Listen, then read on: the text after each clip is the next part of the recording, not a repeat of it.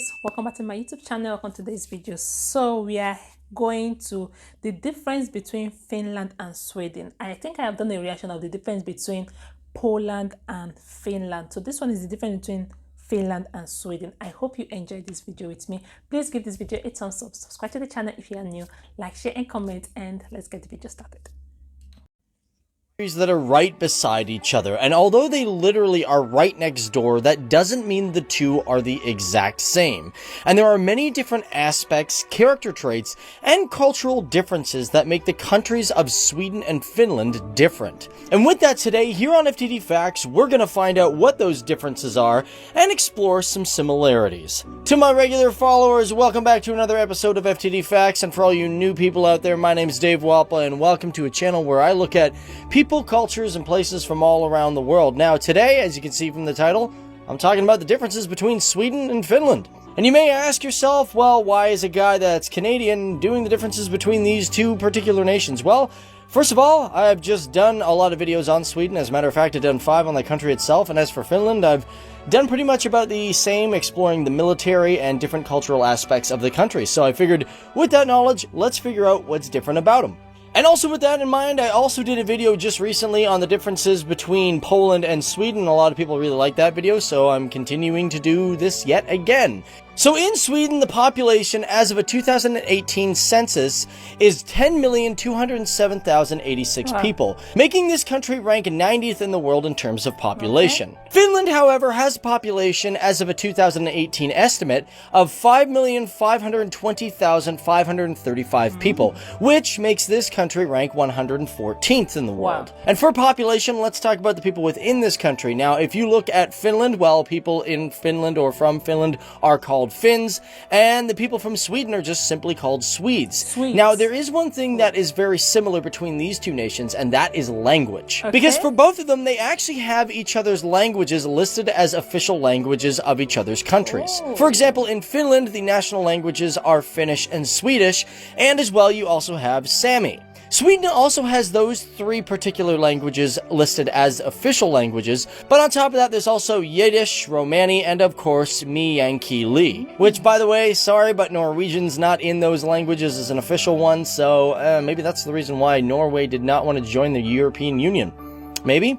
I don't know. So one thing that I also find very similar between these two countries is the style of flag. Yeah. Now, that's not going into the history or the colors of the flag, because those are completely different. And of course, let's not forget the fact that both of these flags were adopted at a very separate time. For example, Sweden's flag was adopted on June 22nd, 1906. Oh. Now, the colors came from the coat of arms of the country, and the style, very similar to Finland, comes from the Danish flag. Oh. Sweden also has 17 listed days that are classified as national flag days, which basically mean that the flag must be up on those days. As well, the flag should theoretically be up during the day and always lowered no later than 9 p.m. However, for both of these countries, one similarity is that if it's wartime, the flag is...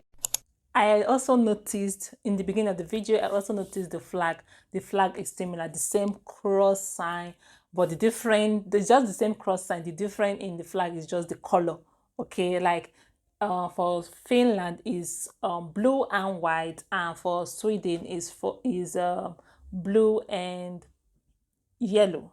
Yeah, I got that right? Yeah. So that is the color difference, but the cross sign is similar. Okay, yeah, that's what I just picked out. And he said something about the country having similar language in the country, in the nation itself. Like, I did a reaction whereby about Finland. Okay, they said Finland and Sweden, when you go through like the signs, you see some signs in the same board. You also see some Swedish language in the sign. Let's say, for example, you're going to the airport and they're trying to direct you to the airport. Okay, you will see Finland sign saying this is the way to the airport, and also Swedish sign saying this is the way to the airport. Yeah, so I also saw that in this particular video. All right, guys, I hope you enjoyed this video. If you watched this extent, please give this video a thumbs up. You can do well to highlight me more about what we are watching. I will really appreciate. All right, so let's keep on watching.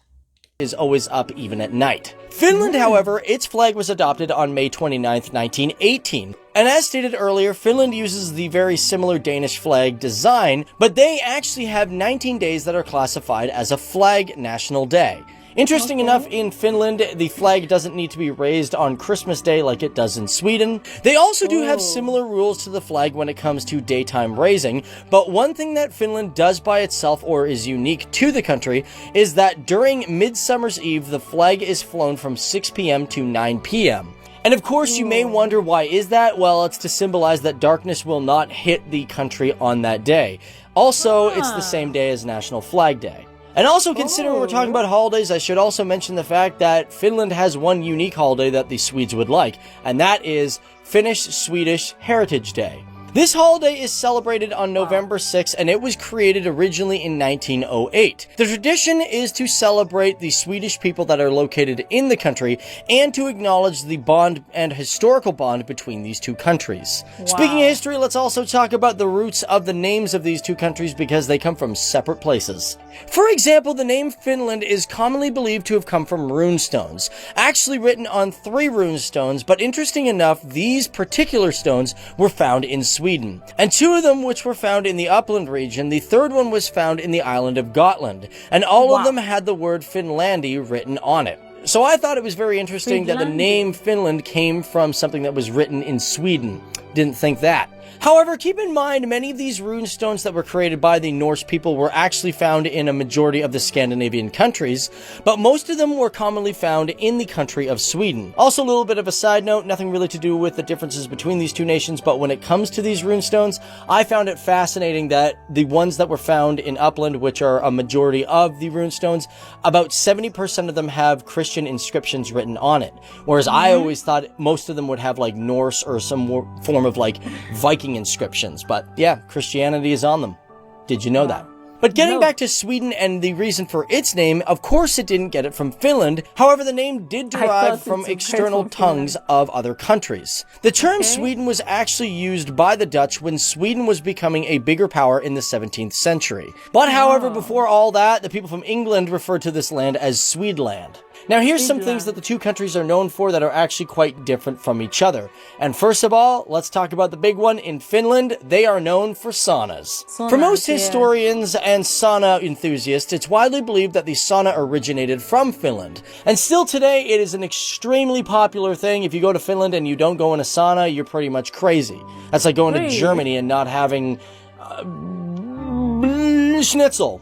I don't know what happened to my brain there. But as for saunas, getting an actual date of when these were created is a hard thing, as some historians calculate that it's over 2,000 years old, but many also believe that it might have been as far back as 7,000 BC. However, the earliest known descriptions of the saunas in Finland was in around 1112 AD. However, on the flip side, Sweden is also known for something that is actually very recent and is also winter-themed. And that is, of course, the famous ice hotel. And although there are many other ice hotels around the world, Sweden... Wow, this is pretty mind-blowing, okay? I know Finland is known for sauna, okay, a lot. Like after the hot shower, the hot steaming bath, they go straight inside the cold bath. Like, that's an amazing feeling, okay?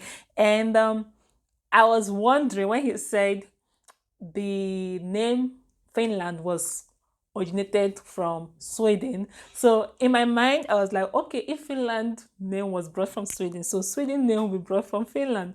But he said no, it was the England that named Sweden, Sweden, sweets, Sweden, land of sweets. Yeah, so this is pretty interesting. And now we are about to know what Sweden is known for, because Finland is mostly known for sauna. Sorry if I don't pronounce that right. Okay, guys. So the room whereby you go there and go and steam yourself, yeah, that's sauna. I'm sorry if I don't pronounce that right. So let's keep on watching. was known to create the first one. Located in the Jukkasjärvi region, it has been built every single year between the months of December and April since 1990. And it's really fascinating, although I've never been there. It's crazy because everything is made out of ice, from your chair to your bed to even the glasses you drink out of. It's so cool. Speaking about the Jukkasjärvi region, let's also talk about land. Now, Finland has a land size of 338,424 kilometers square, which makes that country rank 64th in terms of land size. Sweden, however, is much bigger with 450,295 square kilometers, ranking 55th in the world. Now, I've been talking a lot about the differences, but let's talk about one major similarity, and that is healthcare. And I like talking about this because I'm Canadian, so, you know, public healthcare is right what I'm down for. Because both are classified as a publicly government-funded healthcare and work on a 3-tier system in national, regional, and local districts. And of course, in both countries, they do have private healthcare. However, the funding of these two countries is quite different. For example, in 2015, Sweden had spent the highest amount of GDP on healthcare compared to any other European nation, and that came at 11.9%. However, to get an equal figure, in the year of 2013, according to the OECD, Finland spent approximately 8.9% of their GDP on healthcare, whereas Sweden was the third highest with 11%. And you know what, while we're at it, let's just take a look at the differences in some of the things that you might buy in the country. For example, if we take 12 eggs in Finland, it is roughly 2.46 euros, where in Sweden, it's 3.37 euros. However, if you were to buy a pound of chicken, that would be quite the opposite, in fact. Because in Finland, for this amount of chicken, you would spend 550 euros, where in Sweden, it's only about 526. So also one thing that I really like looking at is the historical aspect of these two countries, and it's really quite hard to say which country has had a darker or lighter history because they've both been very different. For example, in World War II, Finland was actually contributing to 2 wars. There was the Winter War and the Continuation War, in which the Winter War was between the Russians from 1939 to 1940, and the Continuation War was between Finland and Nazi Germany from 1941 to 1944. Sweden, however, was doing its own thing during the Second World War. It did remain fairly neutral, especially during the First World War,